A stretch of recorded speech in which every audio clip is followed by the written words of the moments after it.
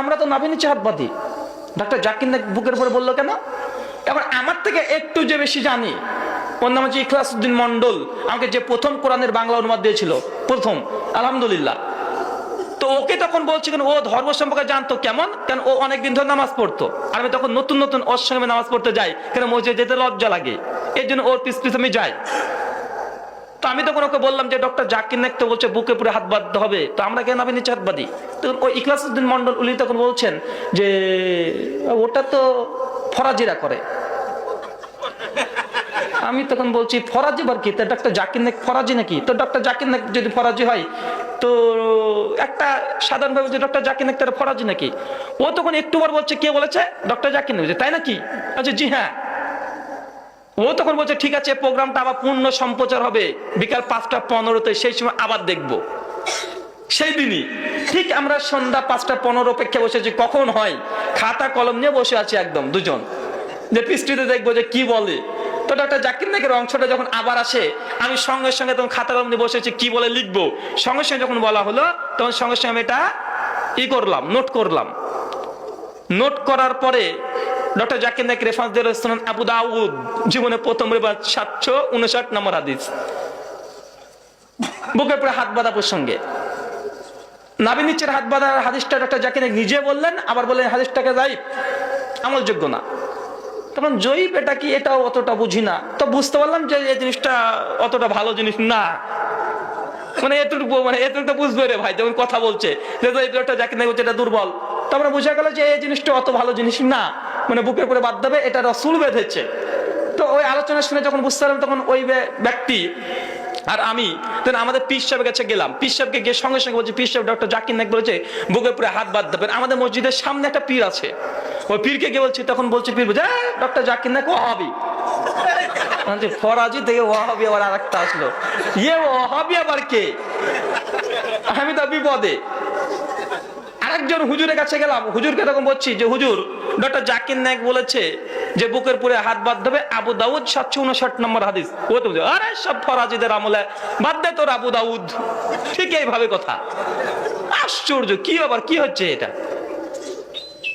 আমরা তখন করলাম কি, যে কি করব, আসলে ডক্টর জাকির নায়েক বলেছে। তখন আমি আবার IRF ফোন করলাম, Islamic research foundation, doctor Zakir নায়েকের ওখানে। আমি ফোনের সঙ্গে সঙ্গে ফোন করে বললাম যে শেখ হাত কাহা পর বাদ না হে এক সওয়াল থা, বলে শুরু করলাম।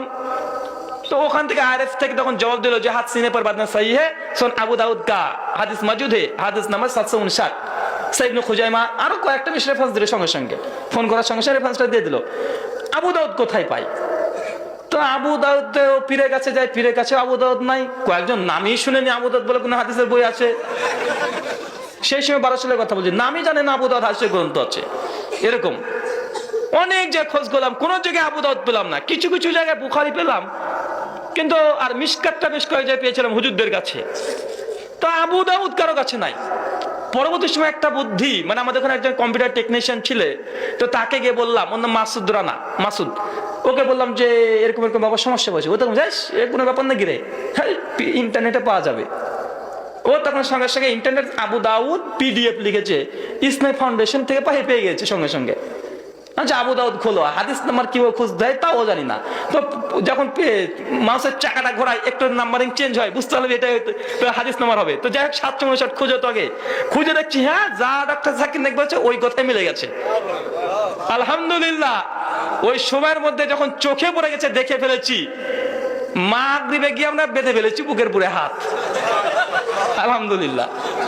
তো যখনই বেঁচে মাগরিবে গিয়ে, মাগরিব গিয়ে এসে এরকম সময়ের মধ্যে, তো আমরা মানে এক ওয়াক্তকে আর এক ওয়াক্তের মধ্যে এটা খোঁজার পরে সঙ্গে বেঁধে ফেলেছি। কয়েকদিন পর, কিছুদিন পর আমাদের মসজিদে শুরু হয়ে যায় ঝামেলা। একজন তখন বলছে কি আবার তোমরা কি ফরাজি লামাজাবি হয়ে গেলে নাকি?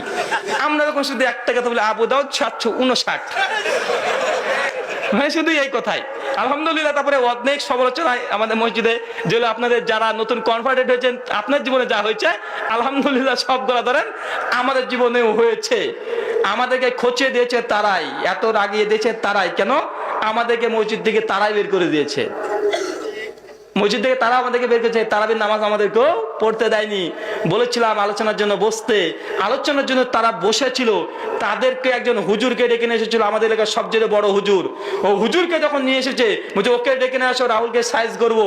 ঠিক আছে, সাইজ করো। আর আমার কাছে বই তখন আমি কিনে ফেলেছি অলরেডি, দুনিয়ার বই। ও হুজুরকে নিয়ে এসেছি আমার দোকানে, তখন দোকান ছিল মোবাইল কম্পিউটার জেরক্স এসব দোকান।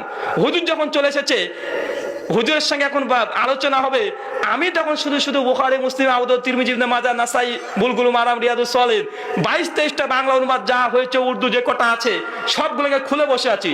হুজুর এসেছে, হুজুরকে বলছে হুজুর এটা বুখারী কি বুখারী নয়? যে বুখারী। খুলে দেখাই, আয় দেখেন বুকে পুরে হাত আপনার আমিন বলা হাদিস 780 নম্বর বুখারী হাদিস খুলে দেখাচ্ছি। এই বই চশমা ঠিক করার পরে বই দেখে বলছি এর কাছে তো বই এলো কিভাবে? নাম শুনেনি, ও শুনে, বাপও শুনি, এরকম বই অনেকগুলো। তো এ তো বই এলো কিভাবে? ও তখন আশ্চর্য, তখন আমার ফ্যান হয়ে গেল ওখানে দোকানে, ওয়াল্লাহি বলছি আমার ফ্যান হয়ে গেল। ও তখন বলছে যে বাবা তোমাদের অনেক কিছু হবে, তুমি অনেক বড় হবে একদিন। আলহামদুলিল্লাহ, আল্লাহ কবুল করেছে। তো তারপরে তখন আমি বললাম যে তাহলে চাচা এখন তাহলে আপনি কি করবেন? উনি তখন বলছে যে না গো, হাদিস যখন আছে তখন আবার কি করার।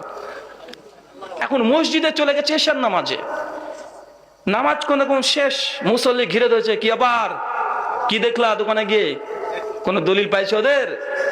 ও তখন শুধু এক কথা বলেছে যে হ্যাঁ গো, ওরা তো যা যা আমল করে সবই তো হাদিসে আছে। ও তুমি ওদের দলে হয়ে গেলা? সঙ্গে সঙ্গে ঘুরে মুসল্লি, ও তুমি ওদের দলে হয়ে গেলা? এইবার চিল্লে উঠেছে। তো বেচারা সেই দিন তখন আর কিছু চিন্তা ভাবনা না করে আমার কাছে আসাই বন্ধ করে দিল। কেন? তার যদি আমার কাছে তখন মাঝে মধ্যে আসতো, আমার কাছে বই পড়তো, হাদিস দেখতো, এমনকি কোনো সমস্যা পড়লে আমার কাছে আসতো দেখতে। তো সার্বিকভাবে আস্তে আস্তে আমাকে বয়কট করলো। কেন? আমাকে যখন আমার কাছে আসছে দেখছে, প্রতি আমার কাছে উঠা বসা করছে, মানুষ তুমি ও হবে কিছু। অবশেষে শেষ পর্যন্ত ওকে দেখ মানুষ তখন বয়কট করতে লাগলো, ওকে নামাজ পড়াতে দিত না, ওদের মতো হয়ে গেছে। অবশ্যই সে লোকটা তার নামাজ দিবে বাঁচানোর জন্য, মানে ইমামতি বাঁচানোর জন্য, মিলাদের দাওয়াত পাওয়ার জন্য লাস্ট পর্যন্ত আমাকে বয়কট করলো, আবার তার সঙ্গে মিশে গেছে। তো ভাই হেদায়েত তো আল্লাহ দেবে, তাই না? আবু তালেবকে তো আল্লাহ রাসূল তো হেদায়েত করতে পারেনি। সূরা কাসাসের 56 নম্বর আয়াত আর সহিহ বুখারী 1360 নম্বর হাদিস, এই দুটো কোরআন আর হাদিসের আলোকে দেখেন কি আবু তালেবকে আল্লাহ রাসূল হেদায়েত করতে পারেনি। হেদায়েতের মালিক আল্লাহ সুবহানাহু ওয়া তাআলা।